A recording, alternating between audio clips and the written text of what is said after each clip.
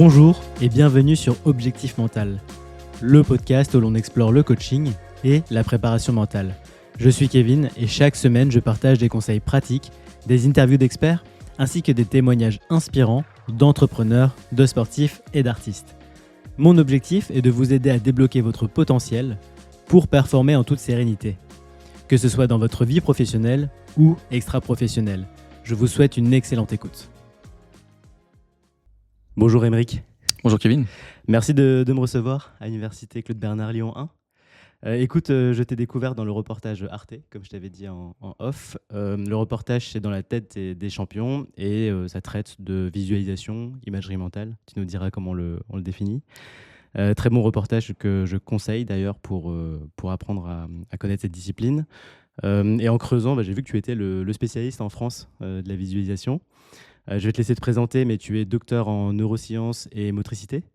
Et tu es aussi professeur ici à l'Université Lyon 1. La visualisation est inconnue pour beaucoup de personnes, voire mystique parfois, alors que les fondements sont purement scientifiques. Donc tu vas nous expliquer tout ça. Aujourd'hui, j'aimerais qu'on parle simplement de ce que c'est. On va essayer de l'expliquer simplement. Et je te propose qu'on fonctionne en entonnoir. Donc partir d'explications et définitions générales, et ensuite d'arriver à des éléments plus précis et plus concrets. Et avant tout ça, est-ce que tu peux te présenter, s'il te plaît ? Ouais, avec plaisir. Mais alors, juste avant de me présenter, je vais rebondir sur un truc que tu as dit, parce que c'est génial. C'est que effectivement, c'est un peu inconnu pour plein de personnes, mais en réalité, tu verras, on va sûrement en parler. Tout le monde en fait tout le temps au quotidien. Donc c'est en fait complètement connu. C'est juste que c'est pas structuré ou maîtrisé, et c'est un peu souvent comme ça dans le domaine de la préparation mentale. Ok. Du coup, oui, Émeric Guillot, je suis professeur à l'Université Lyon 1 depuis un peu plus de 20 ans. Donc j'articule mon quotidien entre l'enseignement et la recherche, et essentiellement autour de la dimension mentale, de la préparation mentale, et en particulier de l'imagerie, de la visualisation, avec un éclairage effectivement, comme tu le disais, un peu plus neuroscientifique, même si j'ai une approche qui essaye de couvrir finalement un peu les différents aspects pour essayer d'avoir à l'esprit vraiment tout ce qu'on peut faire avec cet outil-là. Et en parallèle, parce que je pense que c'est important, j'essaye de garder une casquette de terrain, soit à travers l'accompagnement de sportifs ou de personnes qui veulent développer leurs compétences ou se préparer à un événement ou développer leur potentiel, soit à travers des approches un peu plus cliniques, un peu plus d'accompagnement sur le recouvrement de fonctions motrices en cas de blessure, et sur des personnes qui pourraient présenter un certain nombre de pathologies, mais essayer de toujours avoir finalement cette double entrée, celle du scientifique qui essaye de comprendre et d'avoir les fondements théoriques et les explications, puis celle du praticien qui permet de faire les liaisons, mais aussi les décalages entre la théorie et la pratique. Ok, donc très laboratoire et aussi terrain pour... C'est ça, j'aime vraiment avoir les deux, c'est-à-dire je serais malheureux si je n'avais pas soit l'un soit l'autre. Très bien, très très clair pour la présentation. Alors pour commencer, est-ce que tu peux expliquer ce qu'est l'imagerie mentale, comme si tu le faisais à un enfant de 7 ans ? Ouais, sans problème. En fait, l'imagerie mentale, c'est le fait de se représenter mentalement une personne, un objet, une situation, un mouvement, si on est dans le cas de l'imagerie motrice, sans que ça débouche sur l'activité perceptive réelle, donc sur le fait de voir l'image ou l'objet en question, ou sur la motricité en question. Donc du coup, c'est le fait de simplement simuler dans son esprit, dans sa tête, à travers les différents sens, une expérience qu'on a vécue, une expérience qu'on projette et qu'on n'a pas forcément vécue. Et là, on bascule tout de suite dans la frontière qui est très fine avec l'imaginaire, l'imagerie et l'imaginaire. Et dans le cadre de la motricité, c'est le fait de simuler mentalement un mouvement, mais sans que ça débouche sur l'exécution du mouvement. Ok, donc on l'a tous, c'est ce que tu disais au début, en fait on l'a tous déjà fait, on le fait quelque part. Ouais, on le fait tous au quotidien pour plein de raisons. Chaque fois qu'on se remémore un souvenir, qu'on réévoque quelque chose, c'est une forme d'imagerie. Chaque fois qu'on se projette sur ce qu'on va faire ou sur ce qu'on aimerait faire, c'est une forme d'imagerie. Okay. Et il y a même une sorte d'amorçage entre ce qu'on observe la plupart du temps et ce que ça induit comme représentation mentale, donc comme de nouveau une forme d'imagerie. Donc en fait, on le fait vraiment à de multiples reprises au cours de la journée, mais pas toujours de manière appropriée, si on raisonne en termes de performance ou de préparation, et pas toujours de manière structurée, surtout standardisée. C'est là où vous intervenez. Justement, quels sont les champs d'application de l'imagerie mentale ? À quoi cela peut servir ? Alors, les champs d'application, pour moi, il y en a 4. Ça permet de vraiment couvrir pratiquement l'intégralité de ce qu'on peut faire. Le premier champ d'application, je vais commencer peut-être par le plus connu, parce que historiquement, c'est celui qui a été le plus utilisé. C'est celui qui vise à mettre la personne dans les meilleures dispositions mentales possibles Ok. pour faire ce qu'elle a à faire. Pour une performance ou de manière générale pour se préparer à quelque chose. Et donc du coup, on va intervenir sur la personne et non pas sur son comportement. L'idée, c'est de se dire, on va travailler sur la confiance en soi, la motivation, l'anxiété, le stress, les émotions, les doutes, les croyances. On va travailler en fait sur tout ce qui va faire qu'elle sera dans de bonnes dispositions pour être performante. Donc ça peut être très proche de sa performance, comme ça peut être très éloigné. On peut travailler sur un plan très personnel. Et l'idée, c'est que comme elle va être dans de bonnes dispositions, bah, potentiellement, ce qu'elle va faire sera efficace. Et ça, c'est le premier domaine qui a été historiquement très utilisé et qui est très compatible avec plein d'autres outils, plein d'autres approches qui sont assez connues en prépa mentale. Après, le deuxième domaine, c'est celui de la performance, de l'apprentissage ou du perfectionnement technique, je vais dire. L'idée, c'est de travailler non pas sur la personne, mais sur le comportement ou le mouvement en question. Ok. Donc ça peut être un mouvement sportif, ça peut être un mouvement professionnel, ça peut être quelque chose qui relève d'une pratique même personnelle au quotidien. Mais l'idée, c'est de se dire, OK, je vais travailler sur l'apprentissage de la technique, la mémorisation, la consolidation ou l'automatisation de cette technique-là, voire la correction gestuelle. Ok. Peut-être qu'on aura l'occasion d'en discuter, mais la correction, j'adore ça parce que c'est très très difficile techniquement. Ça fait désapprendre pour réapprendre. C'est Mhm. très facile mentalement. Donc le conditionnement qu'on peut intégrer grâce à l'imagerie, il est énorme et il facilite vraiment le processus de correction. Ok. Et ça, c'est un domaine qui est un peu différent parce qu'il va être soumis à plein de règles de pratique, des préconisations d'usage vraiment fortes pour qu'on soit dans la rigueur extrême. C'est-à-dire là, pour le coup, on fait de l'imagerie, on ne fait pas de l'imaginaire. Ok. Alors que quand on travaille sur la confiance, par exemple, on peut se permettre de partir dans des choses qu'on n'a pas forcément vécues. Parce que là, il y a un risque, par exemple, on va pas aller trop loin, mais le risque, c'est de désapprendre un geste. Et, Le risque, c'est de le déstructurer. déstructurer. Ouais, donc Ok. d'avoir un effet un petit peu délétère ou pervers qui vient créer de la contre-performance, dénaturer un geste, modifier une temporalité et donc du coup être moins efficace derrière. Donc ouais, là, pour le coup, une imagerie inappropriée, elle est tout de suite problématique. Ok. Et donc là, il faut vraiment le faire avec des experts. Et là, il faut vraiment, Mm. en tout cas, avoir bien les préconisations d'usage en tête. Ok. Le troisième domaine, il est un petit peu intermédiaire entre les deux pour moi, il est un peu particulier, c'est celui de la dimension stratégique ou tactique. Donc là, dans le domaine sportif, on va beaucoup parler de technico-tactique, Mhm. mais en réalité, tout type de stratégie qu'on pourrait mettre en place, donc que ce soit du conditionnement, de la mémorisation, de la compréhension d'une stratégie à adopter, que ce soit un travail, dans les sports co, on travaille beaucoup sur de la coopération, de l'imagerie collective, ce genre de choses-là, pour qui est l'individu au sein du collectif. Donc on a plein de stratégies également qu'on peut mettre en place grâce au travail mental. C'est pas le domaine le plus travaillé, c'est peut-être pas le plus illustré non plus, même dans la littérature scientifique, mais il y a plein de belles choses à faire. On parlait en off tout à l'heure des métiers d'intervention soumis à haut risque, hein, comme les forces de l'ordre, comme les pompiers, comme GIGN ou le GIGN, RAID. voilà, Mm. c'est des personnes qui font face à des situations qu'ils ne peuvent pas travailler physiquement. Ils ne pourront jamais se mettre dans les mêmes situations de danger. Oui. Ils savent très bien que même s'ils font des parcours de stress, des situations où ils vont être en difficulté, ils ne vont pas jouer leur vie véritablement sur l'entraînement. Par contre, ils se retrouvent en situation, là, ils appellent ça souvent la pédagogie du drill, ils n'ont plus le droit à l'erreur. Donc, tout le travail mental de stratégie et de conditionnement peut aussi les préparer à essayer de garder leur lucidité quand ils vont devoir intervenir, essayer de mettre en place les différents scénarios qu'ils pourraient élaborer pour être le plus efficace possible dans des situations qui, en plus, généralement, sont hyper anxiogènes et hyper stressantes. Donc ça, c'est un troisième domaine un peu particulier. Et puis le quatrième, il est un peu en marge par rapport aux autres, c'est celui où il va y avoir une incapacité motrice et où on va chercher à récupérer d'une blessure ou d'une incapacité due à une pathologie ou un accident. Et là, l'idée, ça va être d'essayer de couvrir tout ce qu'on peut faire, et c'est immense ce qu'on peut faire pour permettre une meilleure récupération. Dans les jargons sportifs, on a la phase de réathlétisation en fin de récupération également qu'on va pouvoir travailler. Et là, on va travailler de manière très large sur la douleur, l'acceptation, l'état d'esprit, la confiance, la guérison, mais aussi la limitation de perte de force ou d'amplitude articulaire, le fait de pouvoir faciliter la réathlétisation, le retour à la pratique, la peur de la récidive. Enfin bref, on pourrait détailler vraiment des applications qui sont nombreuses. Mais tout ça, si vous voulez, ça va concerner la blessure. Ok, donc très, très large quand même la préparation mentale, genre la visualisation à 4 applications qui sont quand même très très, très variées.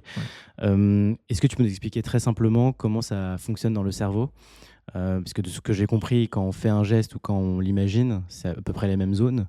Est-ce que tu peux aller un peu plus loin là-dedans et nous expliquer Ouais. comment ça fonctionne? Alors, en fait, je vais le dire parce que je le dis tout le temps, c'est important pour Oui, moi. oui, vas-y. Je me bats un petit peu contre l'argument qui est de dire que le cerveau fait pas la différence entre le mouvement imaginé et le mouvement exécuté, hein. Voilà, c'est vrai qu'on a souvent tendance à l'entendre. Je comprends pourquoi on le dit. C'est pas tout à fait vrai parce que si je te demande d'imaginer un mouvement, quel qu'il soit, là, dans la fraction de seconde où je te le demande, tu sais très bien que tu le feras pas. Oui. Donc on est sur une stratégie consciente de représentation de l'action Mmh. et on sait très bien qu'on va pas faire le mouvement. En revanche, c'est vrai que du coup, pourquoi est-ce qu'on dit ça? C'est parce qu'en réalité, quand on va simuler mentalement un mouvement, on va engager le système nerveux de manière fortement comparable. OK. Pas totalement, hein, donc ce sera pas la même intensité, ce sera pas exactement la même chose non plus, Mmh. mais on va avoir ce qu'on appelle une équivalence neurofonctionnelle entre effectuer et imaginer. Et ça veut dire qu'en gros, les structures et les régions, les réseaux même nerveux qui sont responsables normalement de la préparation du mouvement, de l'exécution et de son contrôle, bah, vont être activés de manière fortement comparable quand je vais simuler mentalement et quand je vais faire physiquement. Et c'est certainement une des raisons qui explique le mieux pourquoi imaginer un geste bah, permet d'améliorer ou de modifier la performance, parce qu'en fait, on va travailler sur les schémas moteurs qui sont responsables du mouvement, on va façonner, moduler le cerveau, ce qui fait qu'au final, la mélodie que le cerveau va jouer lorsqu'on fait physiquement un mouvement, il va également la jouer lorsqu'on le fait mentalement. Mmh.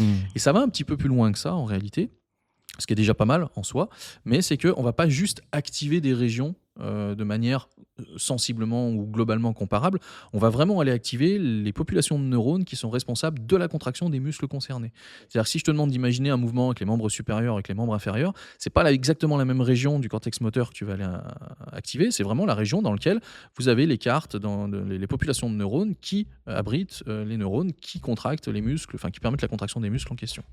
Et donc ça, on respecte, si tu veux, un principe d'organisation qui s'appelle la somatotopie ou l'homonculus au niveau du cerveau. C'est-à-dire qu'en fait, les parties du corps sont représentées de manière disproportionnée et on va vraiment aller activer ces régions-là de manière spécifique quand on imagine le mouvement.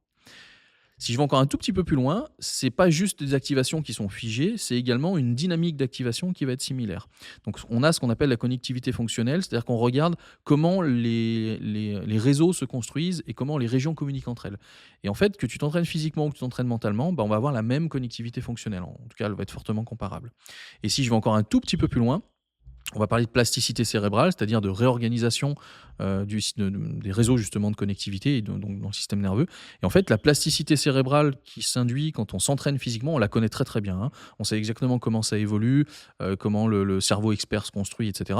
Ben, on va observer exactement la même chose en imagerie. Donc on va avoir une sorte de reflet de cette plasticité cérébrale due à l'entraînement physique qu'on va également trouver pendant l'entraînement mental. Et ça, c'est intéressant et c'est probablement une des raisons les plus fortes. Il y a d'autres explications complémentaires qui viennent voilà, pointer sur des éléments un petit peu spécifiques, mais c'est une des raisons les plus principales et les plus solides pour expliquer finalement pourquoi s'engager mentalement dans un mouvement, ça va aussi te permettre de progresser physiquement. OK. Bah, alors c'est intéressant, donc c'est pas forcément la même intensité dans le cerveau, mais est-ce que tu vois si, on n'a jamais fait le geste en question, l'imaginer peut nous aider à apprendre ce geste-là? En fait, j'ai l'impression qu'il faut quand même avoir fait le geste déjà dans sa vie pour, Voilà, voilà, ah ouais, OK. c'est super important ce que tu dis là. Alors oui, effectivement, on a à peu près 30% d'activation hein, dans le cortex moteur pour donner un aperçu entre l'imagerie et l'exécution. Donc on est quand même c'est un ton en dessous, hein. Mais c'est intéressant dans l'absolu. Si on réfléchit d'un point de vue conceptuel, on se dit mais c'est intéressant de se dire tiens, même si j'ai jamais fait ce mouvement-là, je suis capable de l'imaginer. Je suis même capable de l'imaginer de manière extrêmement précise parce que je vais faire des associations d'images, d'autres personnes que j'ai vues, de films, de vidéos, et du coup, limite, je peux me transposer et me voir moi-même en train de le faire, comme si je maîtrisais exactement ce mouvement-là. En revanche, quand on ne l'a jamais fait, il n'y a pas du tout de repère. Donc on n'a pas du tout de base de références sensorielles sur lesquelles construire la représentation du geste. Donc il y a de fortes chances que la construction elle soit quand même approximative, sur la OK. base de ce qu'on pense ou ce qu'on estime de ce qu'on a vu des autres. Et ça fait que souvent on est dans une imagerie qui est inappropriée parce qu'elle est imparfaite. D'accord. Donc par exemple, si, on voit, Rafael Nadal faire un service et qu'on s'imagine le faire, on serait quand même très loin, enfin pas loin, mais on aura, Bah, j'aurais tendance à dire, ouais, ce serait bien de faire un peu de service ouais, OK. dans un premier temps plutôt que de jamais avoir pris une raquette en main et de s'imaginer servir. Parce Mmh. qu'on va être capable de le faire, hein, alors, et même dans les faits, on va se dire, bah, on va peut-être retrouver une gestuelle qui va s'en rapprocher, mais c'est quand même approximatif. Et le problème, c'est que si on se met à ancrer ou à automatiser des choses un peu approximatives, bah, derrière, on l'évoquait tout à l'heure, il va falloir déstructurer pour restructurer et on se met en difficulté. Je Donc comprends. franchement, c'est mieux de pratiquer un petit peu avant. On n'a pas besoin d'avoir un haut haut niveau d'expertise. Ça, par contre, c'est une réalité. Mais quand on a pratiqué un petit peu avant, on a suffisamment de repères pour derrière construire sur la base de ce qu'on a pratiqué et venir affiner avec des consignes, des observations, des choses qu'on pourra extraire du travail des autres ou de ce qu'on a vu chez les autres. Tiens, c'est intéressant, ça me fait penser à une question. Est-ce qu'un athlète professionnel, quand il fait de l'imagerie, et un sportif amateur, quand il fait la même imagerie, tu as des différences dans la représentation dans le cerveau?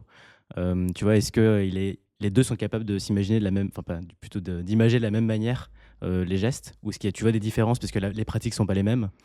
Tu vois, est-ce que le niveau d'expertise joue aussi là-dedans? Ouais, c'est une bonne question. D'ailleurs, ça avait fait l'objet d'un autre reportage sur Arte. Où on avait vraiment regardé cet élément-là. On a des différences. Alors, déjà, pour situer ce qui se passe indépendamment de l'imagerie, il y a un principe qu'on appelle l'efficience neurale. L'efficience neurale, c'est que chez un expert par rapport à un débutant, lorsqu'on fait un mouvement, on voit qu'il y a moins d'activité cérébrale dans les régions les plus supérieures. Ils sont descendus d'un niveau de contrôle, ils sont descendus à un niveau sous-cortical. Et en fait, en descendant d'un niveau sous-cortical, ils ont libéré les structures supérieures, qu'on appelle les structures corticales, pour aller prendre des informations, traiter d'autres choses en parallèle. Ce qui fait que du coup, le mouvement est mieux maîtrisé, plus efficace, mais à moindre coût cognitif. Ça, c'est ce qu'on appelle l'efficience neurale. Et ce qui est bien, c'est qu'on retrouve ça en imagerie également. Quand on progresse en imagerie, on retrouve ce principe qu'à un moment donné, il y a ce switch-là, et on retrouve cette libération, en quelque sorte, des ressources chez les personnes. Maintenant, quand on compare l'expert et le débutant, on va observer des différences, effectivement. On va observer principalement deux différences. La première, c'est que l'expert va un peu plus activer des régions qui sont importantes dans la construction des représentations mentales, dans la justesse, la clarté, la richesse de ce qu'on va imaginer. Là où le débutant va avoir un réseau un petit peu plus diffus, un petit peu plus large d'ailleurs, et où il ne va pas forcément venir activer les régions dites d'intérêt ou principales. Ce qui fait que du coup, ça retranscrit une sorte de très bonne représentation d'un côté versus représentation plus approximative de l'autre. Et puis, dans le documentaire en question, c'est pas forcément quelque chose qu'on illustre toujours, on a aussi un corrélat ou un marqueur de la phase préparatoire.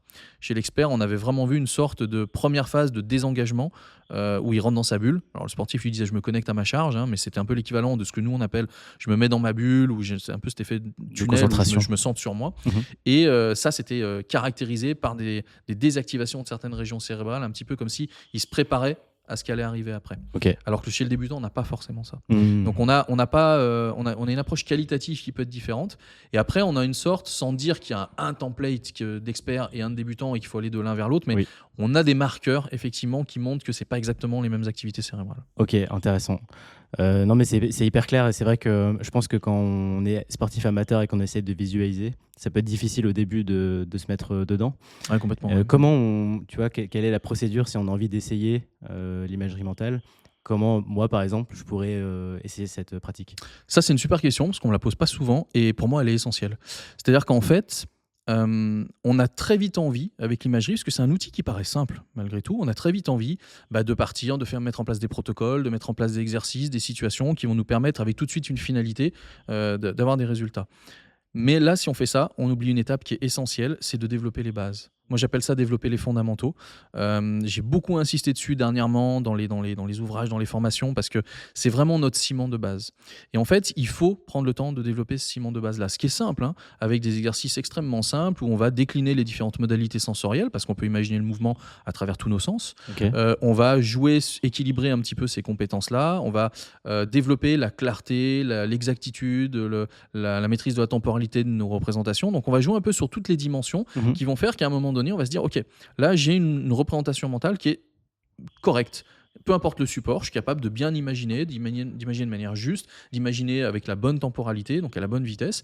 Voilà, ça je maîtrise. Et une fois qu'on a ça, ce que j'appelle les fondamentaux, derrière, tout ce qui va arriver dans les domaines qu'on a évoqués tout à l'heure d'application, ça va être des protocoles. Ces protocoles-là vont être beaucoup plus simples parce qu'en réalité, notre ciment sera très solide, nos fondations seront très solides. Et derrière, on n'aura plus qu'à ajuster, à organiser, à agencer les éléments qui constituent le protocole. Alors que souvent, sinon, on va se rendre compte que la personne, elle va partir tête baissée dans un protocole qu'elle a vu, qu'elle a entendu ou dont elle a eu une version un peu simplifiée, mais pas tous les prérequis de mise en place. Et en fait, elle va se heurter très rapidement à la difficulté du protocole qui pourtant sur le papier paraît simple. Et donc, elle va être obligée de revenir en arrière et finalement de revenir travailler, développer les fondamentaux.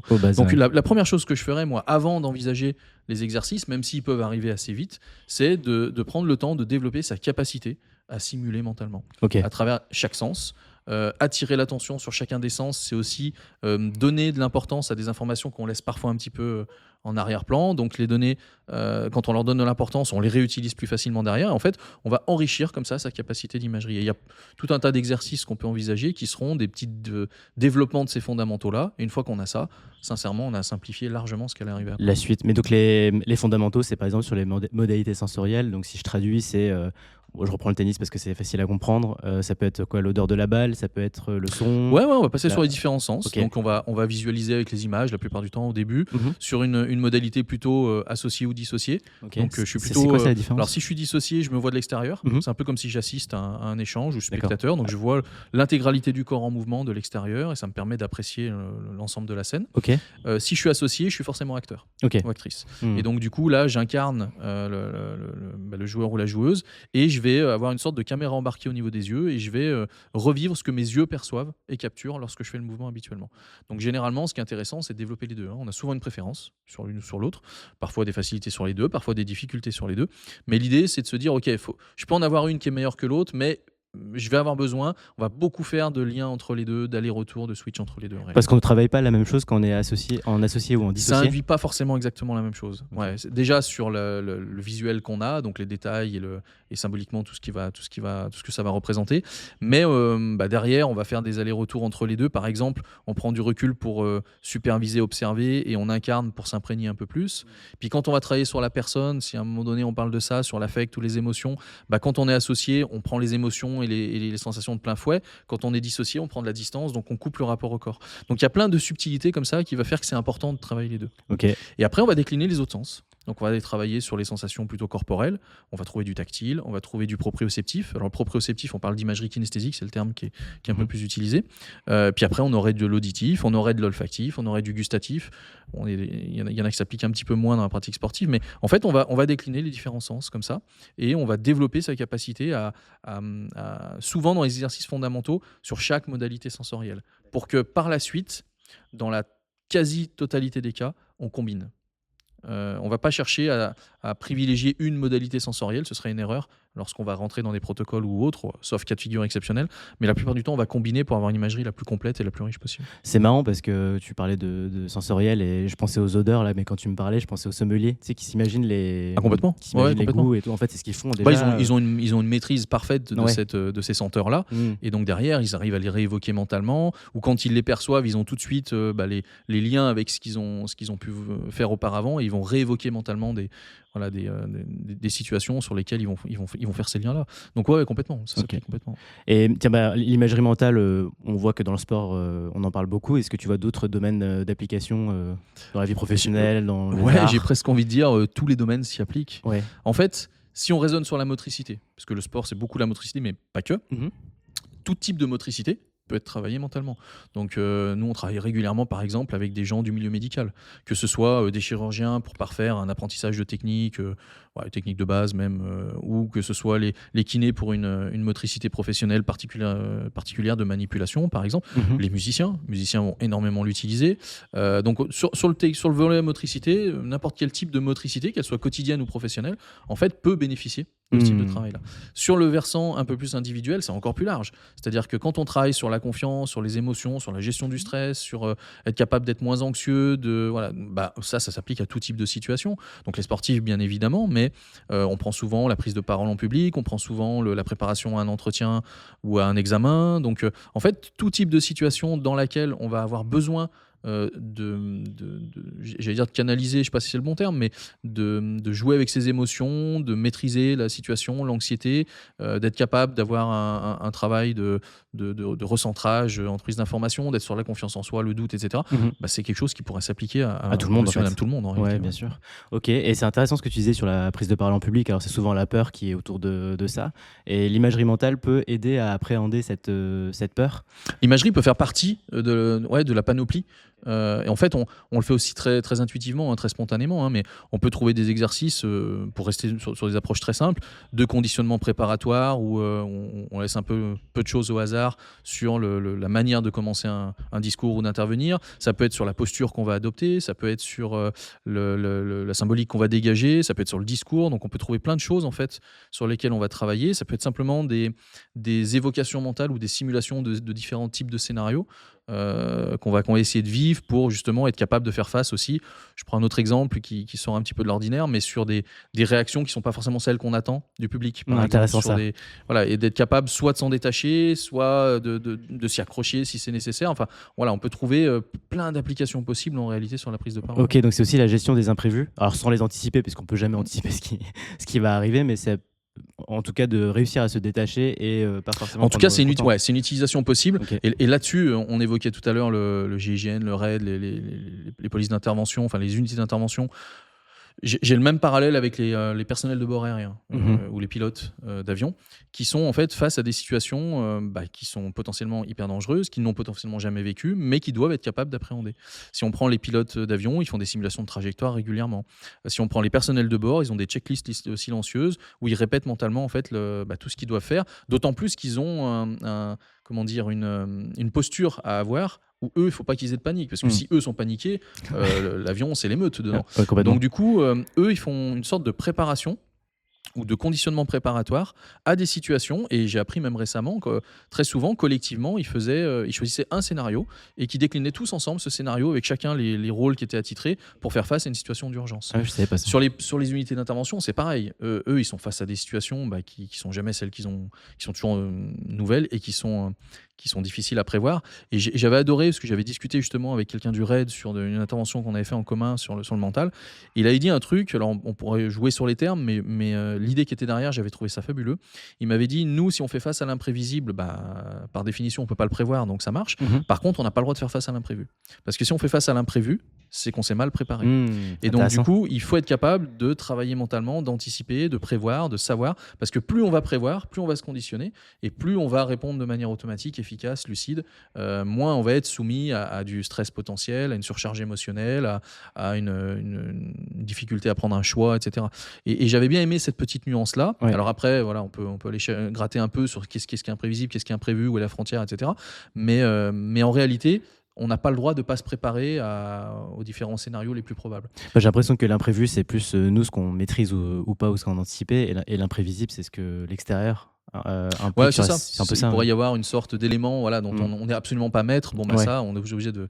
Mais ce qui est intéressant d'ailleurs, parce que ça veut dire qu'aussi en imagerie, on va essayer de prévoir l'imprévu. Donc de se préparer au type de situation qu'on est susceptible de rencontrer. C'est un peu comme faire de la réalité virtuelle sans dispositif de réalité virtuelle, on le fait mentalement.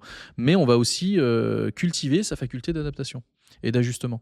Et ça va permettre de répondre éventuellement à des choses imprévisibles ou des choses inattendues si on quitte le côté de l'unité d'intervention. Dans les sports collectifs où il y a énormément d'incertitudes, par exemple, on doit être capable de cultiver sa faculté d'adaptation pour éviter d'être stéréotypé. Parce que si on devient stéréotypé, l'adversaire lit en nous et on n'est plus du tout efficace.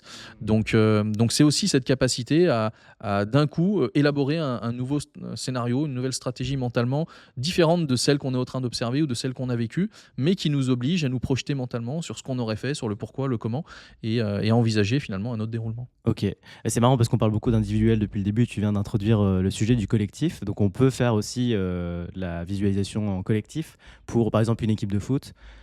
Essayer d'améliorer la fluidité des systèmes ou Ouais, ça se fait. Ouais. Alors, c'est un petit peu en retard par rapport au sport individuel. En fait, c'est surtout habileté ouverte, habileté fermée. C'est habileté ouverte où il y a beaucoup d'incertitudes versus habileté fermée où il y en a peu. Et donc, les habiletés ouvertes, dont les sports co font partie, mais pas que, les sports d'opposition de manière générale, on a, et puis d'autres, on a énormément d'incertitudes temporelles, spatiales, événementielles. Et donc, on a plein de situations possibles qu'on est susceptible de vivre. Et évidemment, on ne peut pas tout anticiper, on ne peut pas tout travailler et on ne doit pas se cloisonner. Mais oui, on peut faire plein de choses. Aujourd'hui, je vais être un peu provocateur parce que c'est plus tout à fait le cas, mais pendant longtemps, on a beaucoup travaillé des situations très fermées des habiletés ouvertes. C'est-à-dire que dans les sports co ou dans le tennis, on travaillait sur un geste technique, un coup franc, un penalty, une transformation pour un essai, un service, un retour de service où il y a un peu d'incertitude, mais pas trop. Voilà. On était sur des choses qui étaient très fermées. En fait, on peut aller beaucoup plus loin que ça. On peut travailler sur des schémas de jeu qui sont récurrents, pour travailler sur la faculté d'adaptation à la réponse la plus probable, avec des prises de risques qui sont différenciées, hein, parce que perdre un point au tennis, ça se compense. Prendre un but au foot ou un essai au rugby, ça se compense déjà moins.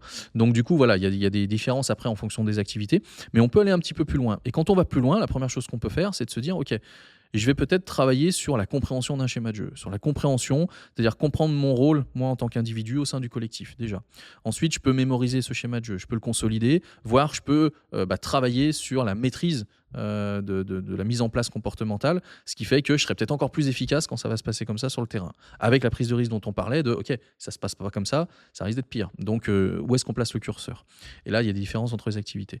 Et puis, à côté de ça, il va y avoir toute la contextualisation. Et là, on peut se dire, envisager les différents cas de figure, le fait de reproduire la même chose, mais dans un contexte différent, environnemental, domicile, à l'extérieur, sur des situations plus ou moins anxiogènes, plus ou moins empreintes ou teintées d'injustice, ce qui peut nous faire dégoupiller en plus. Donc il y a plein d'applications possibles comme ça dans la préparation en sport co. Et puis la dernière chose qu'on peut faire, c'est évidemment travailler sur les personnes.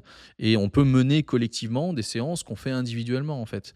Où là, Ok. on va, par exemple, moi j'aime bien sur des fins d'entraînement, permettre à un collectif de revivre une situation de l'entraînement qui a bien fonctionné pour s'en imprégner, pour la laisser diffuser en quelque sorte, faire une sorte de visualisation de réussite. Mhm. Donc là, c'est plutôt un travail qui est axé sur la confiance, sur la conscientisation de ses capacités. Et en fait, en faisant ça, chacun peut aller chercher ce qu'il veut. Et donc, on est sur un travail qui est mené collectivement, mais qui en fait est fait individuellement. Parce que ce qui est sûr, on va pas chercher à dire ce qu'il faut pas dire, c'est que c'est plus difficile à mettre en place dans ce genre d'activité-là, Oui. parce qu'il y a plus de monde, il y a des phénomènes de leadership, il y a d'autres paramètres qui rentrent en compte que sur une activité où on est seul et où il n'y a pas d'incertitude. Donc forcément, c'est plus difficile, on a moins de temps à investir et il y a plus de situations complexes à appréhender. Mais je pense qu'on peut aller un peu plus loin que ce qu'on fait actuellement. En tout cas, il y a des pistes de travail qui restent tout à fait envisageables. Ok, ça me fait poser une question. Tu vois des sports ou des activités, enfin en tout cas des activités où il y a plus, comment dire, où la visualisation est plus démocratisée que d'autres? On retombe un peu sur ces idées, habileté fermée, habileté ouverte. Si tu prends par exemple les tireurs, de manière générale, c'est quelque chose qu'ils intègrent énormément dans leur routine. Ils en font tous, ils sont très très forts. Les golfeurs aussi, voilà. Et dans les activités, on va prendre les sports collectifs qui sont peut-être les plus à l'extrême, c'est en voie de développement. C'est-à-dire qu'il va y avoir des sensibilités individuelles de certaines sportives ou certains sportifs, d'entraîneurs également. Mais après, de manière générale, c'est pas dans les mœurs, c'est pas, voilà, ça vient de manière un petit peu plus lointaine ou un petit peu plus récente. Les choses sont en train de changer, hein, très clairement. Il y a des choses qui se mettent en place dans pratiquement toutes les activités. Tu le vois, toi, ouais. Je le vois, Mm. nous on est sollicités, il y a Mm. pas mal de collègues préparateurs mentaux qui interviennent également. Il y a des demandes des structures. Donc voilà,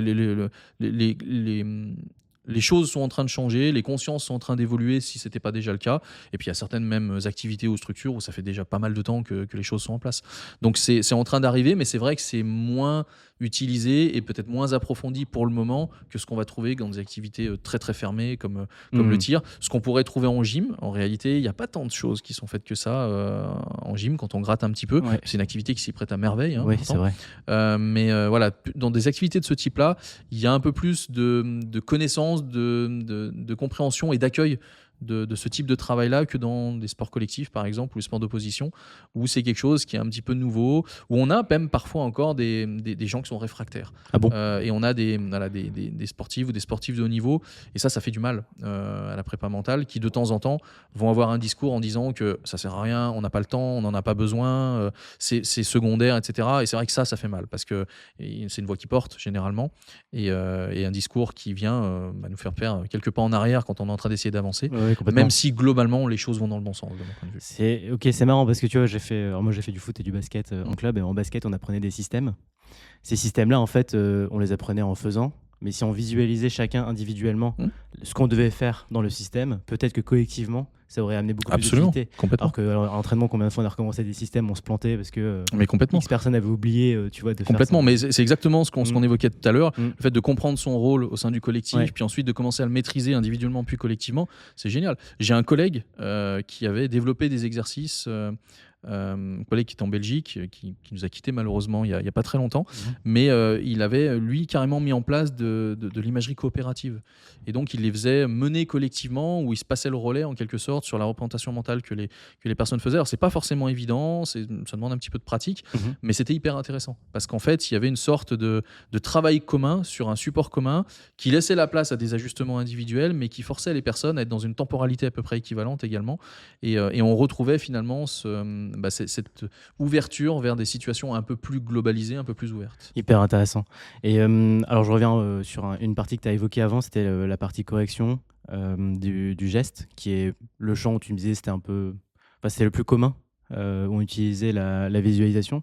Euh, Comment on fait pour justement progresser dans un geste en tant que sportif amateur, pour ne pas non plus se désentraîner, parce qu'il y a peut-être le risque aussi Alors, de c'est pas le perdre plus le geste. commun, hein. Je Ouais. trouve que c'est un des plus parlants Ok, en réalité, plus mais c'est parlant, pas ok. forcément le plus commun. Hmm. En fait, je vais te le donner en 3 stades quand on travaille globalement sur la technique gestuelle. Ouais. Ce qu'on va faire le plus, c'est de la répétition mentale. Ok. Donc, on va intégrer ça et idéalement, on va le faire pendant les séances d'entraînement, pas sur des séances à part, mais pendant l'entraînement, sur des petits temps morts, sur des petites situations où on a le temps de le faire. On va intégrer, on va saupoudrer l'entraînement sans que ça change rien par des répétitions mentales. Et en fait, l'idée de ce premier travail, ça va être de répéter ce qu'on a fait physiquement, d'ancrer ce qu'on a fait physiquement. Mhm. C'est un peu comme si je faisais un essai supplémentaire, mais qui débouchait pas sur l'exécution. Oui. La consigne qui est hyper importante là-dessus, enfin il y en a plein, hein, parce que on l'a dit tout à l'heure, c'est hyper rigoureux, mais il y en a une qui est essentielle vraiment à avoir à l'esprit, c'est que je vais toujours réussir ce mouvement-là. Donc à l'entraînement, même si je perds mon face-à-face ou je perds mon point, Mhm.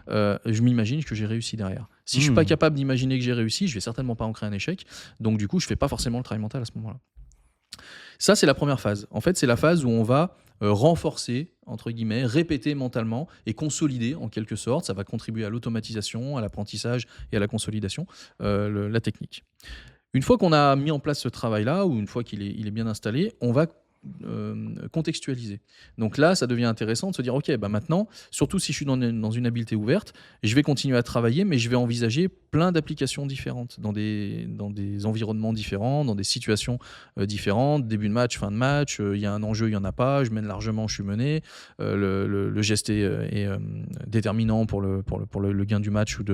Voilà, donc on va envisager comme ça des différentes contextualisations. Et puis, on peut être amené, et c'est pour ça que je disais que c'est pas forcément le plus commun, c'est un cas particulier malgré tout, c'est la correction gestuelle. Mhm. Et la correction gestuelle, ce qui est hyper intéressant, là on voit vraiment la force du mental, c'est que quand vous voulez modifier un geste que vous avez appris, bah, c'est super difficile. Mhm. Puisque quand on automatise un mouvement, l'automatisme, il a pour caractéristique de devenir hyper robuste et donc imperméable aux perturbations externes. C'est ce qui le rend robuste.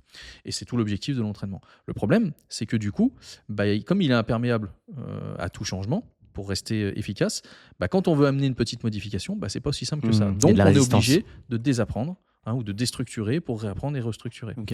Et ça, c'est dur. Quand on l'a tous vécu, physiquement, à l'entraînement ou techniquement, bah, ça demande un gros travail, ça fait passer par une sorte de phase de contre-performance. Voilà, c'est pas très agréable, pas très confortable. Mentalement, c'est très simple. Donc là, on va plutôt faire le travail mental avant, on va se conditionner, et en quelque sorte, on va commencer à réorganiser dans le système nerveux, à construire, on va dire, les modifications, pour le dire simplement, les schémas d'activation neuronale qui vont nous permettre peut-être de modifier un peu plus facilement le geste, et qui va faire que ça va booster ou ça va faciliter un petit peu ce qu'on va chercher à faire techniquement et physiquement. Et comme c'est très malléable, la représentation mentale, bah, c'est très facile. Voilà, ça ne demande pas beaucoup d'efforts, et donc on peut mettre en place des protocoles qui sont assez subtils mais assez redoutables d'efficacité pour venir commencer à corriger la gestuelle, s'imprégner de cette correction-là et faire que quand on va la faire physiquement, bah, du coup c'est un peu plus facile. Mhm. Et ça marche très bien. Ça. Ok, mais ça me fait penser à une interview de Tony Parker qui racontait, après ses 4-5 premières années en NBA, justement il est passé par cette phase de désapprendre son shoot pour l'améliorer, mais il avait une phase de flottement qui était assez c'est difficile. phénoménal ça généralement. Ouais, c'est ce que tu disais. Et alors là on parle de la technique, il y a un autre sujet que je voulais aborder avec toi sur la visualisation, c'est la gestion de la douleur. Oui. Tu es en course à pied, en trail, tous les sports où il y a un moment où ça devient vraiment très difficile. Est-ce que l'imagerie mentale peut aussi aider là-dedans ? Ouais, d'ailleurs, dans ces activités-là, c'est surtout sur des choses comme ça. Parce que la technique, elle est assez vite acquise. Mais on va aller sur... alors, il peut y avoir le domaine stratégique, effectivement. Il peut y avoir le domaine de disposition mentale. Et en fait, on va pouvoir intervenir de manière assez spécifique sur des aspects comme le seuil de tolérance à la douleur, que tu évoques, le repousser la sensation de fatigue, parce que c'est souvent le cerveau qui décide d'arrêter, alors que le corps est encore capable de fournir des efforts. De travailler également sur le dépassement de soi. Donc on va être sur des choses qui relèvent d'une forme de préparation mentale qu'on peut utiliser, alors soit je ne vais pas dire soit d'ailleurs, en préparation, en conditionnement et en entraînement, préalablement à la compétition, mais également pendant l'effort. Ok. Puisqu'on est dans une activité où on a la possibilité d'avoir ce travail mental simultanément à l'effort. Et là, il y a plein de stratégies possibles, évidemment. Pour en prendre deux vraiment extrêmes et montrer qu'en réalité, ça va beaucoup dépendre de l'individu. Vous pouvez avoir des gens qui vont avoir besoin, dans la difficulté, de s'imaginer que c'est beaucoup plus simple. Donc, ils vont en fait faire une sorte de switch attentionnel et ils vont s'extraire de la difficulté pour s'imaginer quelque chose de réussi, essayer de se laisser porter par ces choses-là. J'en ai vraiment simpliste et extrême. Ouais. Et à l'inverse, il y en a d'autres qui vont dire « Ouais, mais ça, c'est pas la réalité. Et moi, je suis confronté, j'ai des retours, je sens que c'est dur, j'ai des douleurs, j'ai des sensations désagréables, j'ai de la fatigue, j'ai des nausées, donc je suis dans l'inconfort. Et donc j'ai besoin d'être dans l'adversité de cet inconfort-là pour le surmonter. Okay. Mais l'objectif, c'est que je finis toujours par trouver une solution pour le surmonter. Et donc ils vont avoir une approche qui va être beaucoup plus réaliste, beaucoup plus collée au fait qu'ils sont en train d'en chier, pour le dire un peu vulgairement, ouais, non, je comprends. Et que derrière, ils vont trouver quand même la solution pour s'en sortir. J'aurais exactement la même approche sur quelqu'un qui veut faire son ARM en muscu et qui est sur une barre très très lourde. Il y en a qui vont s'imaginer que ça passe assez facilement, ce qui n'est pas du tout réaliste, mais ça va les mettre dans des dispositions qui vont leur permettre d'être très confiants et de dédramatiser ou de sortir un petit peu de l'enjeu. Puis d'autres qui vont dire non mais moi ma barre elle va monter à moins de 0,3 mètres par seconde, je sais que ça va être un enfer jusqu'au dernier centimètre, donc j'ai besoin de me confronter à ça. Par contre je vais trouver la solution pour surmonter cette difficulté là. Voilà, c'est ces deux stratégies qui sont complètement opposées. Okay. Et c'est une sorte de continuum. À l'intérieur il y aura plein de stratégies ou d'exercices, mais qui permettront effectivement d'aller travailler sur ce dépassement de soi, cette sensation de repousser la douleur en restant un minimum prudent malgré tout, cette tolérance à l'effort également. Voilà, c'est des choses qu'on va aller travailler dans ces activités, effectivement. Ok, donc les stratégies vont quand même vachement varier entre les personnes. Elles sont susceptibles, sur ce type d'approche-là, beaucoup plus que sur d'autres, effectivement. Parce que là, il y a si tu veux, il y a un besoin il y a quelque chose qui est propre à la personne. C'est comme ce qu'on va trouver dans les routines de préparation juste avant un effort. Ça part dans tous les sens parce que chacun va mettre ce qu'il veut dedans. Donc c'est très individualisé en réalité. Et ces stratégies-là, elles vont être individualisées. Ok. Tiens, je repense, tu parlais de musculation dans le reportage Arte que j'avais vu, le dernier. Alors ça m'avait vachement surpris et j'aimerais bien en parler avec toi. C'est le fait que quand on imagine faire de la musculation, enfin oui, c'est ça, faire de la musculation, les muscles en tout cas prennent un peu de masse, comme si on faisait en fait réellement de la musculation. Je trouve ça vachement étrange. Ouais, alors prennent de la force, ils prennent pas de la masse. Ah, de la force, ok. Ouais, c'est-à-dire qu'en fait, un sujet super intéressant. Allons-y. On va effectivement, c'est très provocateur, mais on va être capable de développer la force et la force maximale. Ça a été surtout étudié aux forces maximales isométriques, mais pas que. Les résultats récents montrent que sur des efforts, un peu plus de musculation, également, on a des résultats. Et donc, on va augmenter la force rien qu'en simulant mentalement, ça, même s'il n'y a pas de contraction réelle. Ça me ouais, choque toujours. C'est provocateur, toujours. Ça, on va l'expliquer comment, puis après, on va nuancer quand même. On va l'expliquer par le fait qu'on va développer les facteurs nerveux de développement de la force. Donc, il n'y a pas du tout d'hypertrophie. Donc on ne prend pas en masse musculaire, on ne prend pas en circonférence. Okay. C'est vraiment les facteurs nerveux. Pourquoi ? Parce qu'en fait, quand on fait de l'imagerie, on réorganise les réseaux de connectivité au niveau du cortex moteur, notamment au niveau cérébral. Et ces réorganisations, en bout de chaîne, vont se traduire par une meilleure synchronisation des unités motrices. Et ça va nous permettre de développer plus de force, un meilleur recrutement spatio-temporel des unités motrices, meilleure synchronisation de ces unités motrices-là, donc plus de force développée. Okay. On va avoir un deuxième effet qu'on a montré assez récemment, qui est bien connu dans l'entraînement physique, mais qui n'était pas dans le travail mental, c'est qu'on va diminuer la co-contraction agoniste-antagoniste. Ok, alors attendez, explique-moi. C'est celui qui permet de faire le mouvement. Sur la flexion de bras, par exemple, c'est le muscle du biceps. Oui. Et l'antagoniste, c'est celui qui est opposé à ce mouvement-là. Donc, c'est celui qui va permettre l'extension, c'est le triceps. Et dans tous ces jeux d'agoniste-antagoniste, en fait, au départ, on a des co-contractions. C'est ce qui permet de préserver le corps des chocs articulaires et des blessures éventuelles. C'est un principe de précaution. Et en fait, un des premiers gains de force qu'on obtient avec l'entraînement, quand on se met dans une séance de muscu, c'est qu'on diminue la co-contraction de l'antagoniste, qui est donc freinateur. Et ça permet de développer plus de force. Et en fait, donc ça, c'est bien connu. Et en fait, ça, on le retrouve en imagerie également.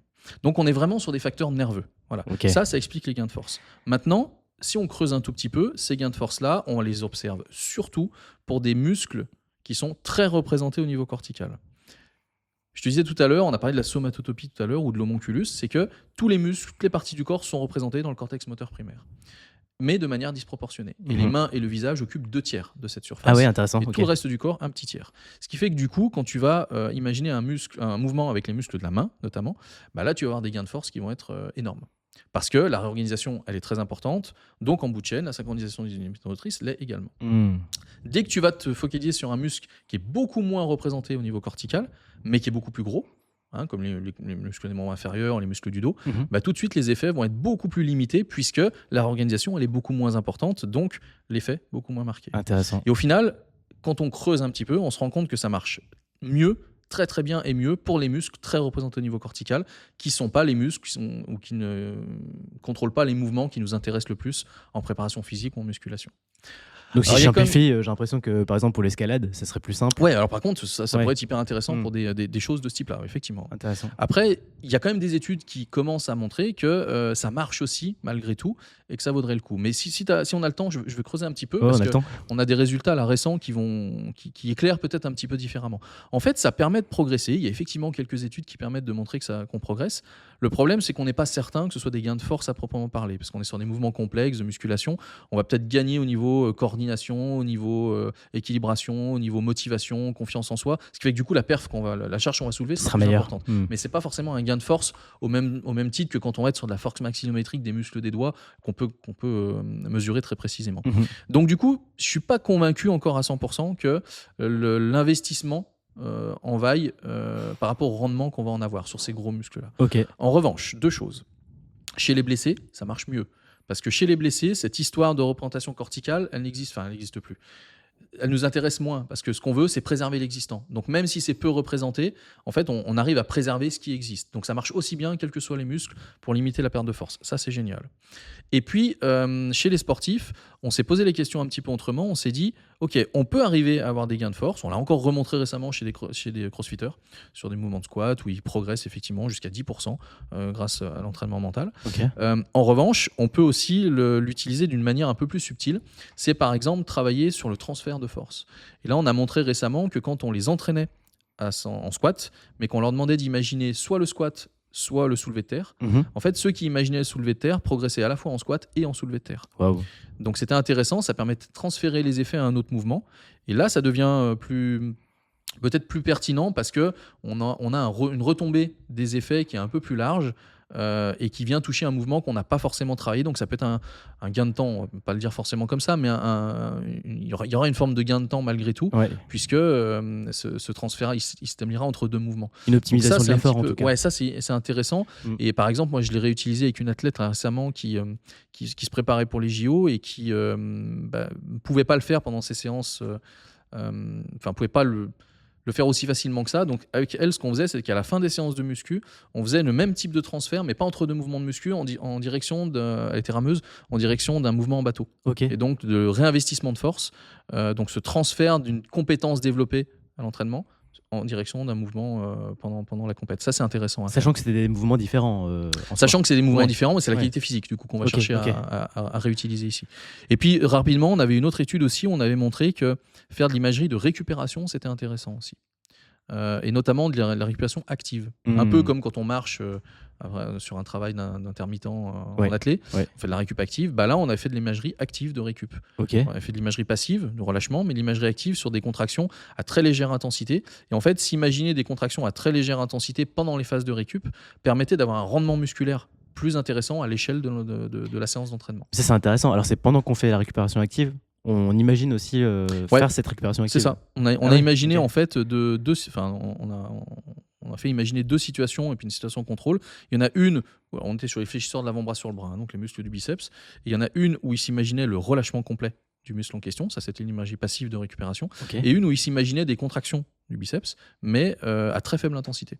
Et ça reflétait une sorte d'imagerie active, principe actif de récupération. Et les 2 types d'imagerie étaient plus intéressantes que la situation contrôle, mais si on comparait les 2 entre elles, l'imagerie active était plus intéressante sur le rendement musculaire global de la séance. Ça n'allait pas jusqu'à des répétitions supplémentaires, mais c'était plus intéressant que l'imagerie passive. Ok, hyper intéressant. J'étais pas parti pour sur la récupération, mais c'est génial, c'est hyper... en fait, ça ouvre le champ des possibles quand même sur c'est ça, l'application. c'est hyper diversifié en réalité, c'est ça qui est intéressant. Hem, alors quand on est sportif professionnel, on a quand même accès à des préparateurs mentaux. Quand on est sportif amateur, comment on peut, s'y mettre, à notre niveau pour, profiter finalement de ces recherches? Alors, ça reste un outil qui est accessible et moi, en plus, je suis partisan de la de la non-dépendance. Ce qui fait que j'aime que la personne, elle comprenne ce qu'elle fait Mmh. et qu'elle puisse se l'approprier pour pouvoir le réutiliser. Ça ne veut pas dire que les gens qui sont, préparateurs mentaux et accompagnateurs auront plus de travail, hein, parce Non, bien que sûr. c'est quelque chose de parallèle. Mais c'est important que la personne, elle puisse, acquérir ces premiers éléments-là et je dirais qu'il commence à y avoir de plus en plus de liens, de vulgarisation, d'explications justement sur ces règles un peu de pratique, sur ces exercices de développement de fondamentaux, sur ces préconisations d'usage qui vont permettre à la personne d'avoir un peu les tenants et les aboutissants de ce qu'il faut faire ou pas faire OK. et de pouvoir commencer à travailler même si elle n'a pas un suivi qui est personnalisé ou qui est structuré. Mais je pense que les premiers pas, on peut les faire. Si on respecte les principes de base, on évite les gros dangers parce qu'il y a des dangers à un Mmh. travail qui est mal fait. Et une fois qu'on évite ces dangers-là, on se met sur les rails d'un développement, même si ça prend un petit peu plus de temps, c'est des choses qui peuvent s'envisager. Quels sont les dangers justement, Les dangers, alors ça va dépendre des domaines d'application, mais il y a un danger qui est transversal, c'est l'imagerie négative. Faire de l'imagerie négative, s'imaginer un échec, c'est Mmh. catastrophique. Ouais. Alors, on peut trouver des cas de figure très exceptionnels sur lesquels ça m'a déjà été amené j'ai déjà été amené de travailler. Mais globalement, on fait de l'imagerie positive, que OK, ce soit sur de la technique ou que ce soit sur de la préparation. intéressant. Si on fait de l'imagerie négative, il y a pas mal d'études qui démontrent que ça perturbe l'exécution réelle du mouvement et donc ça met dans des dispositions en plus mentales qui sont pas du tout propices à la performance. OK. Ce qu'on peut faire, et Michael Phelps le disait très bien sur sa fin de carrière, c'est qu'on peut envisager des difficultés, mais on trouve toujours la solution alternative. Donc ça, on reste sur un travail qui est positif. OK. Oui, Si on est capable d'aller jusqu'au bout du OK, processus. de correction plutôt. Voilà. Mmh. Donc ça, c'est une erreur. Pas faire faire de l'imagerie négative ou laisser s'installer des représentations négatives, des sensations négatives. C'est le petit grain de sable qu'on met dans l'engrenage et qui va foutre le bordel. Ça me fait sourire parce que quand je joue au foot, mes potes font souvenir de ça. En gros, il y a une scène dont je me souviens où j'arrive devant le but, il y a plus de gardien, tu vois? J'ai dribblé le gardien et je tire à côté, tu vois? Ouais, ouais, ouais. Et cette image-là, je l'ai gardée mais des années, tu vois? Alors parce que tu l'as vécu. Et je l'ai vécu, ouais, Ok. ouais, non, mais je l'ai Donc, vraiment raté donc là, ça me permet de faire un parallèle, c'est-à-dire que spontanément, il faut pas le faire. Par contre, quand tu l'as vécu et que tu n'arrives pas à t'en défaire, Ouais. tu es typiquement dans ce que j'appelle une situation où tu vas ruminer et où tu vas être en incapacité de t'extraire en fait cette situation de vécu. Et là, on peut mettre en place des exercices qui vont avoir pour objectif de recadrer OK. ou de décaler, de repartir, de reconstruire une version positive, non pas pour créer un faux souvenir et te faire croire que c'est pas arrivé, hein, Ouais, parce que c'est arrivé. voilà, c'est arrivé et puis c'est pas l'objectif, mais pour construire une nouvelle base de travail OK. et arriver à te faire sortir en quelque sorte de cette rumination et de cette emprise que la situation a eue sur toi. Mmh. Mais ça, c'est typiquement le cas de figure où tout va bien et je vais développer des capacités ou renforcer des capacités, ou tout va pas bien, et c'est un exemple, très bon exemple que tu donnes, où Mmh. là, je rumine, ça revient en boucle, je peux pas m'en empêcher, les images, elles sont présentes, même quand je veux essayer de faire autre chose, là, il faut que je fasse un travail de recadrage, c'est un peu plus compliqué déjà. Ouais, je t'ai rencontré trop tard, hein. Mais, mais ça, si tu veux, c'est un des premiers dangers. Ouais. Un deuxième danger, si on va sur la technique, et là, il y en a beaucoup plus Mhm. sur la technique, hein, il y a vraiment plein de règles à avoir à l'esprit, c'est par exemple de ne pas maîtriser la temporalité de son geste. OK. Et ça, c'est une erreur que beaucoup ont fait pendant longtemps. Alors aujourd'hui, maintenant, c'est un peu mieux connu, mais c'est quelque chose qui vient toujours dans un deuxième temps en plus, donc on ne le fait pas tout de suite au début. Mais en gros, quand j'imagine une technique gestuelle, j'ai pas le droit à l'approximation. Si je l'accélère ou que je la ralentis, Mmh. je deviens approximatif. Même OK. si on Tu peut auras un exemple, l'utiliser par dans un exemple, deuxième temps après pour des raisons pertinentes, Mmh. il faut d'abord contrôler la temporalité. OK. Parce qu'en réalité, qu'est-ce qui va se passer? Si tu t'imagines un mouvement au ralenti, tu vas décortiquer, hein, ça peut partir d'une bonne intention, tu vas décortiquer pour bien comprendre, etc. Ce qui va se passer, c'est que très rapidement, tu vas ralentir ton geste, sans forcément en avoir conscience. Ça, nous, on l'a observé même chez des judokas ceinture noire qui avaient l'habitude de faire voilà, des techniques de projection qu'ils maîtrisaient parfaitement. On les a entraînés à imaginer vraiment en ralenti, à décortiquer. Résultat, ils ont ralenti leur mouvement, ils s'en rendaient même pas compte. Et à l'inverse, si tu t'imagines en accéléré, tu vas gagner en vitesse un petit peu, hein, en vitesse d'exécution. Alors ça peut être intéressant dans un deuxième temps pour des ruptures entre deux situations, des mises en action, mais c'est surtout dangereux au départ. Parce que si tu le maîtrises pas, tu vas confondre vitesse et précipitation. Et donc tu vas devenir un peu approximatif sur ta technique pour répondre à ce souci d'accélération. Et ça, c'est une erreur hyper classique que tout le monde est capable de faire, sans le vouloir. Ton sportif, toi, tu veux l'accompagner. Alors, soit le mental t'intéresse pas et t'en parles pas, et donc tu le laisses faire ce qu'il veut. Soit tu veux l'accompagner, mais t'as pas à l'esprit cette temporalité-là. Bah, le soir, chez lui, il prend un moment, il te le dit même pas, et il prend son temps et il ralentit, voilà, il décortique parce qu'il veut répéter, etc. Bah, le problème, c'est qu'il va ralentir son geste. En tout cas, il va s'y exposer à ce risque-là. Donc ça, c'est une des règles d'usage, c'est je dois maîtriser la temporalité, être à ce qu'on appelle, se rapprocher de ce qu'on appelle l'équivalence temporelle. Et une fois que j'ai ça, dans un deuxième temps, je peux décider du coup volontairement d'accélérer ou de ralentir pour un objectif particulier. Par exemple, je peux ralentir pour corriger parce que j'ai un défaut à corriger. Bah, temporairement, je vais ralentir un petit peu. Mais je vais faire attention que ça ne s'installe pas. D'accord. Si j'ai besoin de gagner un peu en vitesse d'exécution ou sur la transition entre deux actions, bah là, je vais peut-être accélérer certaines phases. Mais il faudra le faire sous couvert de je maîtrise bien la chose dans un premier temps et je contrôle bien comment je le mets en place dans un deuxième temps. Voilà, ça, c'est un exemple de règle sur la technique qui fait que si tu le fais pas ou si tu le fais mal, bah, très très vite, tu peux foutre le bordel sur le mouvement. Ok.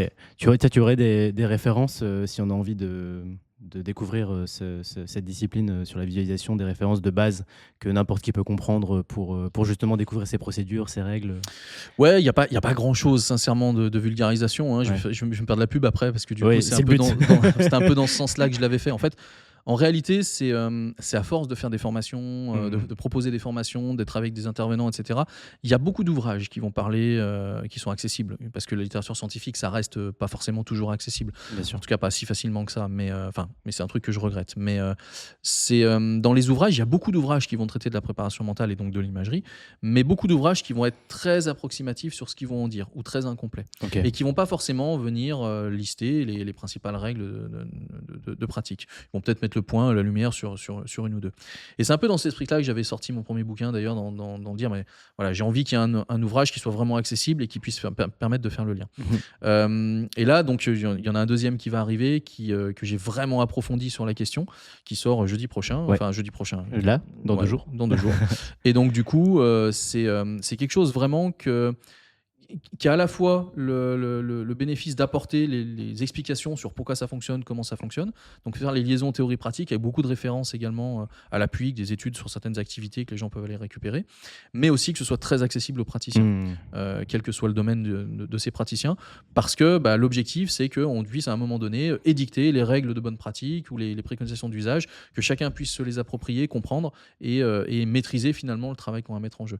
Et on va retrouver également le développement des fondamentaux que j'expliquais tout à l'heure, donc la logique de comment on peut mettre en place les choses progressivement.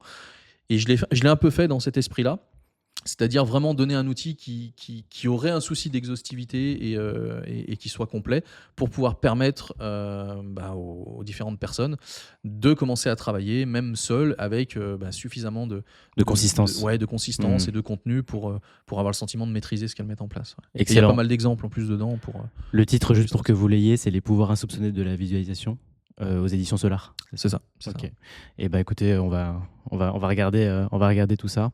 Moi, je vais me le procurer ça m'intéresse énormément. Est-ce qu'il y a des choses que tu voulais ajouter sur la visualisation ou l'imagerie mentale que j'ai pas abordées aujourd'hui? Il y a tellement de choses que si je creusais un peu, je trouverais bien des éclairages ou des pistes, mais on a quand même fait un tour de la question qui me paraît assez, sur une première approche en tout cas, qui est assez exhaustif. J'ai l'impression aussi. Ouais. Moi, souvent, ce que je dis, ce que j'aime que les gens retiennent d'une intervention de ce type-là, c'est de comprendre que c'est un outil qui est hyper intéressant parce qu'il y a un panel d'interventions ou d'applications qui est extrêmement riche, que c'est également quelque chose qui ne se fait pas au hasard. Qui paraît simple, mais qui est finalement beaucoup moins simple que ce qu'on pense à utiliser. Et donc, c'est important d'avoir ces préconisations d'usage à l'esprit, en tout cas de savoir qu'elles existent et de se tourner vers des gens ou des ouvrages qui nous permettent de les référencer. Et derrière, de pas hésiter à tester les choses. Il y a des domaines qui sont plus simples à aborder que d'autres. Celui sur la confiance, la motivation, l'anxiété, il y a peu de chances de se tromper. Okay. Et 2-3 petits éléments, il faut faire attention à l'excès de confiance, il faut faire attention au désinvestissement ou à la frustration, mais il y a peu de chances de se tromper. Le domaine sur la technique, c'est beaucoup plus complexe. Effectivement, il faut peut-être maîtriser un petit peu mieux les concepts avant de s'engager. Mais souvent, j'ai aussi coutume de dire il faut passer à la phase d'opérationnalisation parce que entendre des choses, comprendre les choses, faire même, je dirais même des liens conceptuels entre ce que ça peut apporter et la manière dont ça peut l'apporter, c'est bien. Mhm. Mais si ça reste de la connaissance, bah, ça reste de la Oui, connaissance, c'est pas utile. C'est pas utile, ouais. Donc il faut passer à la phase de compétences et pour ça, faut tester les faire, choses quoi. sur le terrain, faut tester sur soi, faut sentir et passer par l'expérience. Ça, c'est vraiment important. Et puis peut-être le dernier élément que j'aimerais souligner, c'est pourquoi moi je donne autant d'importance à la visualisation. Parce que finalement, la visualisation, c'est un outil parmi d'autres. Et ça fait une trentaine, quarantaine d'années maintenant qu'il est très utilisé. Mais il y en a d'autres, plus récents, qui sont tout aussi intéressants et complémentaires. Mais pourquoi la visualisation ? Parce que pour moi, la visualisation, elle a une particularité par rapport à de nombreuses autres approches, c'est sa transversalité. C'est-à-dire qu'en fait, c'est un outil qu'on va retrouver dans pratiquement toutes les autres pratiques.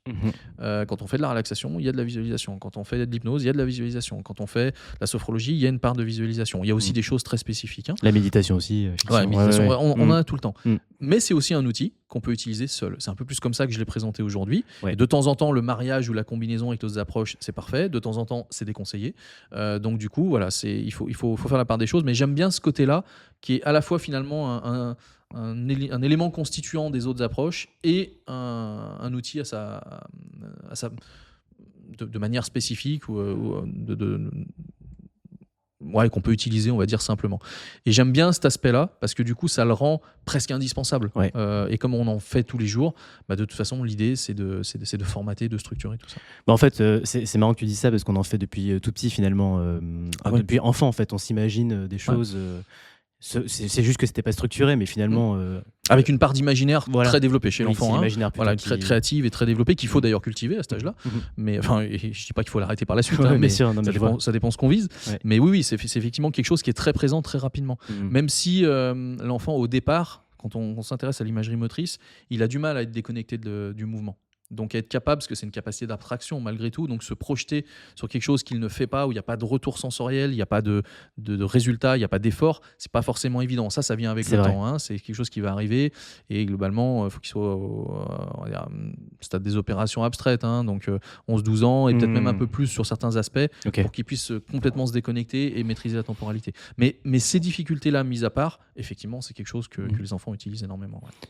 Très bien, merci pour cet apport. Alors j'ai 2 questions pour finir l'interview. Déjà, est-ce qu'il y a une personne qui t'inspire particulièrement ? Il y a beaucoup de personnes qui sont susceptibles de m'inspirer ou qui m'auront inspiré sur mon parcours, d'ailleurs en lien ou pas du tout avec ce que je fais. Ouais. Je pourrais en trouver plein sur le plan scientifique ou sur le plan de la sportif ou de la dimension mentale. Volontairement, peut-être je vais aller en chercher un qui est un peu différent. Moi, depuis gamin, j'ai toujours été assez impressionné par le métier d'acteur et la capacité de partir, de jouer des rôles, d'incarner des rôles de manière assez saisissante, de faire voyager les gens et du coup de faire voyager l'imaginaire des gens et la projection qu'ils en ont. Et il y a un ou deux films d'un acteur qui m'ont marqué et c'est vrai que du coup je l'ai un peu catalogué comme étant quelqu'un qui, je trouve, vit vraiment pleinement ses rôles et est très convaincant. C'est Russell Crowe. Donc il y a Gladiator évidemment qui est un film culte pour moi, qui fait plaisir à mes copains là. Ouais, c'est vraiment le kiff absolu. Et il en avait fait un autre quelques années plus tard. J'ai bouffé le titre d'ailleurs. C'était ça me revient plus. Où il jouait le rôle de John Nash, mathématicien qui avait eu le prix Nobel. Ah oui. Et qui était mais juste exceptionnel. Et donc voilà, c'est quelqu'un que je trouve d'une certaine manière assez inspirante sur la façon dont il s'engage dans ses rôles, même si je le connais pas plus que ça en réalité sur sa vie et sur sa carrière. Ouais. Mais c'est quelqu'un qui a cette résonance là quand j'y pense. Ok, très bien. Et un homme d'exception. Voilà, c'était ça. Un homme d'exception. Ok. J'irai voir ça. La deuxième question, c'est de quoi rêves-tu maintenant ? De quoi je rêve ? Alors, évidemment, il y a beaucoup de rêves par rapport à notre actualité, par rapport à... Je ne vais pas rentrer dans ces considérations-là, mais il y aurait des choses, c'est certainement ce que je mettrais en priorité. Ouais. Si j'ai un rêve un tout petit peu plus perso, et là, du coup, je vais recentrer un petit peu sur le travail. Moi, j'aimerais bien qu'on arrive de manière définitive à casser ou à briser la cassure plutôt entre le monde scientifique et le monde des praticiens. Mmh. C'est un peu le cheval de bataille que moi j'ai dans mon approche, puisque je suis enseignant-chercheur, mais que j'ai ce côté fondamental et ce côté appliqué, et que je veux garder un pied dans la pratique. Mmh. Et du coup, je trouve que malheureusement, la communication, elle est pas encore, c'est mieux, mais elle n'est pas encore optimale entre le monde des chercheurs qui fait un boulot incroyable, mais qui fait pas toujours l'effort de se frotter au décalage entre la théorie et la pratique. Mmh. Et puis le monde des praticiens qui fait de son côté un boulot incroyable, mais qui n'a pas toujours l'ouverture d'esprit pour accueillir les approches qui sont décontextualisées et les liaisons pour le coup théorie-pratique. Mmh. Et c'est vrai que du coup, moi, j'essaye un peu tout le temps, que ce soit dans les formations ou dans mes travaux de recherche, d'alimenter, de nourrir un petit peu ce lien-là. Je pense que je suis loin d'être le seul, évidemment, Bien sûr. mais il y a du travail, et c'est vrai que je me dis, mais si tout le monde travaillait de manière systémique ou en cohérence dans ces deux milieux-là, on pourrait peut-être accélérer encore plus la mise en place des éléments qui nous conduisent au succès ou qui sont susceptibles de nous conduire au succès. Donc c'est vrai que j'aimerais bien que ces deux mondes-là arrêtent de fonctionner en parallèle et cohabitent beaucoup plus et de manière concrète, véritable, et pas simplement de façade, quoi. C'est marrant, mais j'ai l'impression qu'aux États-Unis, les universités sont beaucoup plus proches du monde. Oui, moi j'ai été beaucoup au Canada, Okay. parce que j'ai eu des expériences, l'équivalent d'un postdoc notamment au Canada. Et c'est vrai que du coup, on a le sentiment, je veux pas cracher sur la manière dont on fonctionne ici, mais on a le sentiment d'une meilleure considération, en tout cas d'un meilleur positionnement, effectivement, de la dimension, notamment ils appellent ça la kinésiologie, mais l'étude des sciences du sport au sein de l'université et au sein même de l'approche. Et on a ce sentiment-là de l'extérieur. Alors après, on a toujours l'impression que l'herbe est plus verte ailleurs. C'est vrai. Mais j'ai le sentiment que c'est pas pour rien que certains pays, de ce point de vue-là, ont de l'avance sur nous et qu'on est en train de combler un petit peu ce retard-là. Et c'est vrai que du coup, ça donne cette impression-là qu'il y a un peu plus d'écoute, il y a surtout un peu plus de moyens en réalité. Et du coup, comme il y a plus de moyens, il y a plus de choses qui sont mises en place, il y a peut-être un peu plus d'échanges également entre les différents mondes. Et peut-être que s'il y a une partie, en tout cas, je ne dis pas peut-être pas la manière dont ils fonctionnent, mais il y a une partie de ce qu'ils font dont on devrait certainement s'inspirer. Ouais, bien sûr. Carrément, écoute, merci Aymeric pour cet échange. Merci à toi. Pour tous tes partages, et c'était hyper riche. Je pense qu'on a bien vulgarisé, dans le bon sens du terme, le sujet. J'espère que ça aura fait naître plein de questions, ce sera bon signe, comme ça, sensibiliser les gens et les induire ou les conduire à se poser des questions, à tester des choses, à se documenter. On aura réussi le pari. Je pense que déjà, ça va créer de la curiosité, tu vois. Écoute, merci Aymeric. À bientôt. Merci beaucoup. Merci d'avoir écouté cet épisode jusqu'au bout. J'espère qu'il vous a plu et que vous avez appris des choses. Si c'est le cas, merci de mettre 5 étoiles sur Apple Podcast ou Spotify, et surtout de partager cet épisode autour de vous. N'hésitez pas à me faire part de vos retours pour les prochains épisodes. Je vous dis à bientôt sur Objectif Mental.